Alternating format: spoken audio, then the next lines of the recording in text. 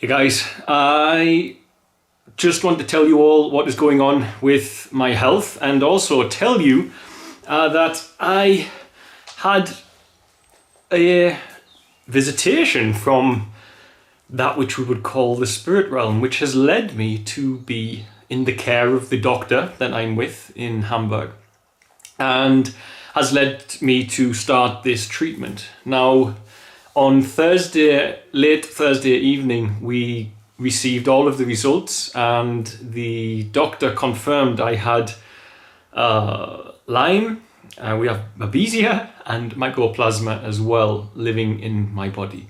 And it's developing in a bit of a frightening way, is the only way I could call it, I guess. Keeping the faith, we don't like to let fear in as much as possible, but the problem I've got is I'm suffering from an increased resting heart rate, and you can imagine that's tricky to tackle because it increases your everything and it saps a lot of energy from you. Now, my resting heart rate used to be about 60, something like that when I was running, and at the moment it's anywhere between 85 and 105. Even without exertion, just literally laying still. And this is the Babesia and the Lyme interfering with my autonomic nervous system, means I can't pull enough oxygen in through my bronchial tubes, and also my red blood cells are very diminished. So the doctor saw this and he was off to lecture, like whatever he said, 50 to 100 doctors from all over the world on what I have, because he's had 25 years on this topic. And he said if he hadn't been going to do that lecture, he'd like to start treatment immediately. So this was comforting that he was doing this lecture, but also kind of alarming for me that he would like to start this treatment so quickly. And the very next morning, first thing, as they opened their doors, they wanted us there. And I started Insulin potentiation therapy. Now, this is normally used for cancer patients, and they use chemotherapy drugs with it. They've adapted this to use antibiotics instead of the radiation that they use in the chemo. Now, the way it works is on Friday morning, they injected me with a heavy dose of insulin, which puts my body into a hyperglycemic attack. Not fun, of course, and feels very weird to know someone's doing that to you. But as that happens, it opens up all of the cell pathways. And as the cell pathways open up, they then flood your bloodstream with sugar and antibiotics mixed together. And what happens is the parasite-infected cells are greedy for the sugar. So they pull it in and suck it in before the others can have any. So it works in the way as your healthy cells don't get the toxicity of the antibiotics, and you don't need to put as much antibiotics into your body to get up to 50 times more absorption. In average 10 times more, but up to 50 times more absorption getting into the cell where it needs to be. There are, I'm not sure, it was hundreds or thousands of bacteria on this planet, and there are 6 can penetrate the cells of your body, and I have 3 at least of those 6, so I've been a little bit unlucky, unfortunately, with what's going on. So once they do that and they put that in, then the antibiotics go through my bloodstream, and as I say, because I'm in a hyperglycemic state, the sugar is drawn into the cells as fast as possible, and the first cells to pull that in are the ones that are infected by the bacteria and the parasites, and they subsequently die. They are killed by that. And then at the same time, I have to have another, something called a cyst buster. And I've had this before when I had amoebiasis. And it's a very strong medication, and it gives you a big headache, which is what I'm suffering at the moment. So that is what is happening, and that is my treatment. And I am feeling confident and feeling quite happy that I'm actually making headway to stop this. Also, it's been a little bit, as I said, it's a bit alarming that my heart rates are so intense at the moment. And this is normal due to the Babesia, as I say, affecting the red blood cells and the autonomic nervous system. So what I wanted to say, though, in amongst this is share a little message of God in all of this, because ultimately I put everything on God. And the problem is, for all I know it, and I do well at it, my life gets busy like all of our lives do, and thus sometimes I can't find the time to get still enough and fasting enough. And it was a flare-up of my symptoms kind of saved me a little bit here. And that sounds strange, but sometimes I think that, for instance, when I've in the past had a heavy fever appear from nowhere, it's kind of benefited me spiritually when I fasted to deal with this fever, whereas I normally wouldn't have made time to deal with it. I might just be looking for the positive in the situation, but it always benefits me to fast. And I don't always say I've got time to do it, but when you get sick, you're forced into it. And I got really sick, and I fasted again fasted 8 days not long ago. And when I was in that fast, I was getting very still, and I began to have very profound and direct synchronistic communications with God. And the way I did this, I laid down a fleece. Now, this is where many of you out there won't even know, but I know who you are.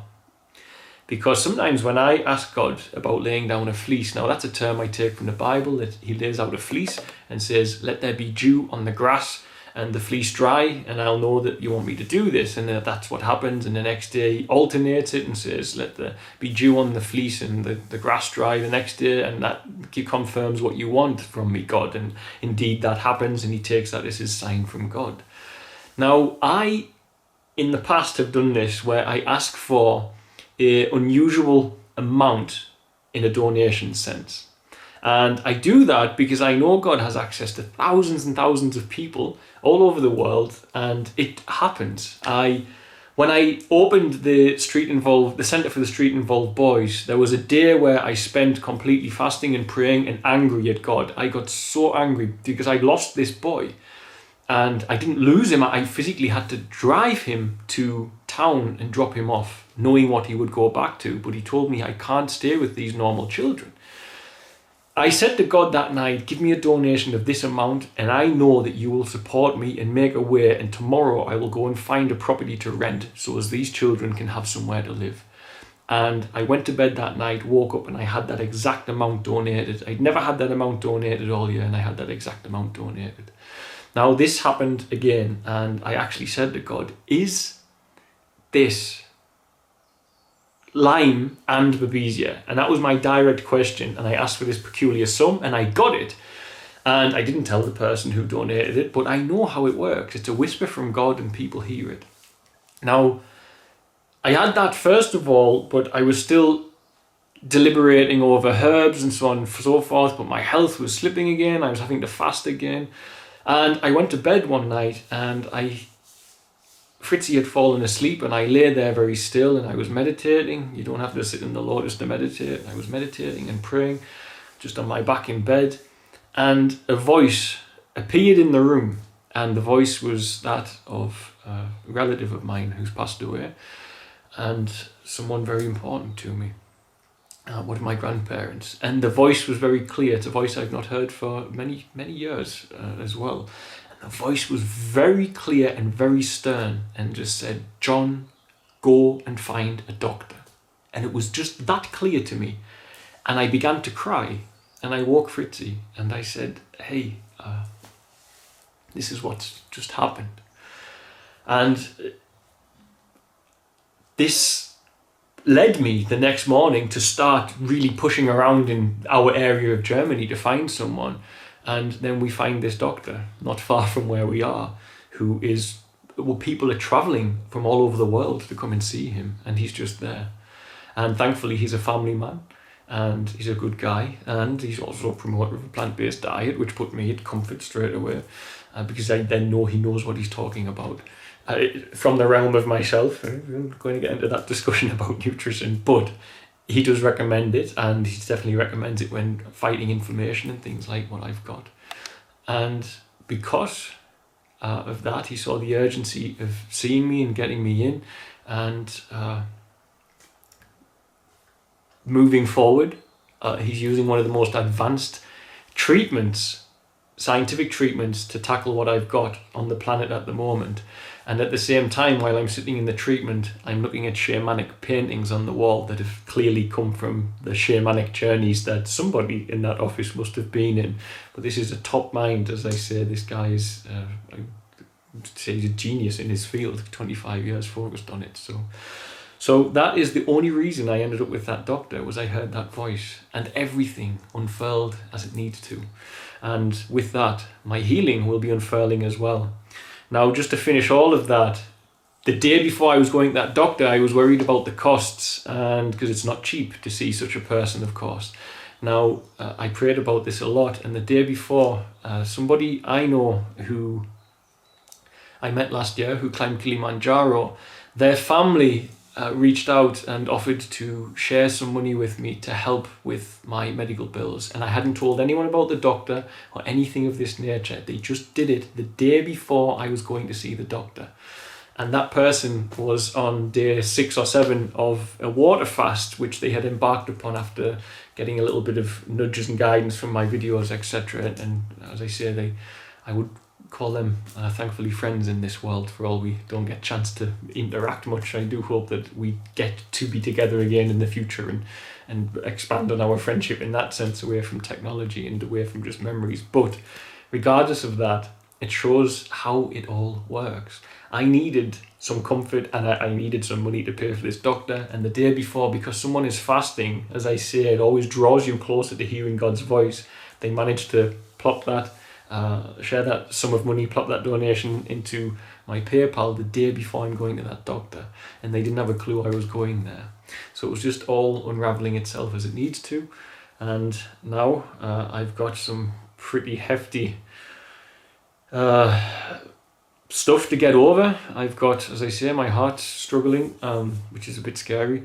My kidneys are damaged, my pancreas is damaged, and I would like to plug at the end of this a plant-based diet if I can, because the only reason I've managed to stay on my feet for so long whilst this thing has been doing what it's doing, aside from the fact I'm an ignorant and arrogant idiot who should have sought proper medical attention instead of thinking my body will just sort it all out when it clearly would have kept going downhill. But the reason that I'm able to keep going, and I'm not thankfully in the horrendous seizure stages and all this stuff that people get at my point of the sickness, is I've been fasting and eating clean, and I always eat clean anyway. And because of that, my body has had the strength to continue doing what it's been doing. And thankfully, now I can get the treatment, so I'll start going back uphill without having to punish my body too much. And of course, I'll keep eating clean and keep gaining as much weight as I can, because later this year, after all these antibiotics, I will be doing a prolonged water fast, the 40 days and 40 nights, as it were. But I mean, it doesn't mean you do 40 days, 40 nights, because 40 days and 40 nights is slang for a very long time in Bible times. But I'll just do a long water fast anyway. So that is where I am. Thank you for all your prayers and your love and your support and all the kind words. It means a great deal to me. And I am now going to make a video about the spiritual side of my sickness and the involvement of what I would call the dark entity, which is labelled Satan often in the West, in falling sick, and how I've seen Satan use animals and life forms, etc., in my life in Tanzania to afflict pain and to slow down people who are working in the light. And I'm going to do that now anyway. So, hope you watch that one as well. Again, thank you for all of the support. Anyone else who shared money with Fritzy and I, Patreon, PayPal, I've got to say thank you as well. I just can't physically do any of this without it. I'd have been really in a lot of trouble. God, I'm sure, would have made a way, but you are the way he made as far as I see it. So I thank you to all of you. It all is, without it, we are just not able to do what has happened.